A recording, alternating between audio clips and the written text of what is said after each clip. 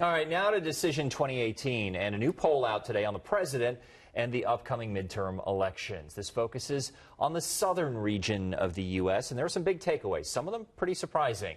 NBC News elections director John Lapinski joins us now. So, John, let's begin with the president's approval ratings. Still very solid, but not like they were a year ago, right? Yeah, no, definitely. And what we see is in the South, his approval rating is a little higher. It's 48% in the South compared to 43% nationwide. But again, he's not in the, he's still a little underwater on that number. And the midterm elections coming up here in November, a lot of people said they would just narrowly vote for Republicans. There's been a lot of talk of a possible blue wave coming up in November. But the South is still GOP territory, right? Well, that's one of the things that I think was a surprising finding in the poll.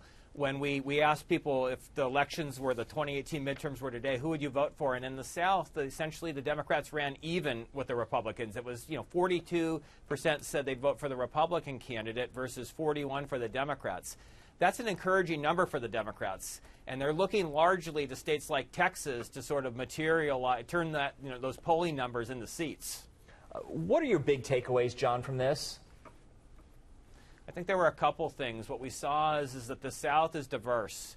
And when you look at states like Texas, Florida, North Carolina, there's parts of the South that are changing. And when we look at social issues in particular, we see a lot of these states sort of driving attitudes in the South where the attitudes are becoming more moderate. And there's a lot of hope for the Democrats in that regard. The hope for the Republicans is that, the southern economies are just bustling. And oftentimes voters are pocketbook voters. And so the Republicans are really going to drive home the message that in places like Texas that they're largely responsible for that bustling economy.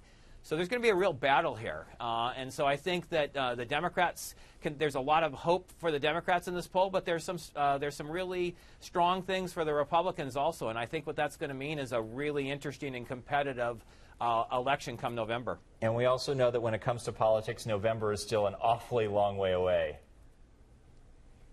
It seems like that, but it does. But it's like there's just been so much excitement. Fascinating year. John Lapinski, thank you so much for your time. We appreciate it.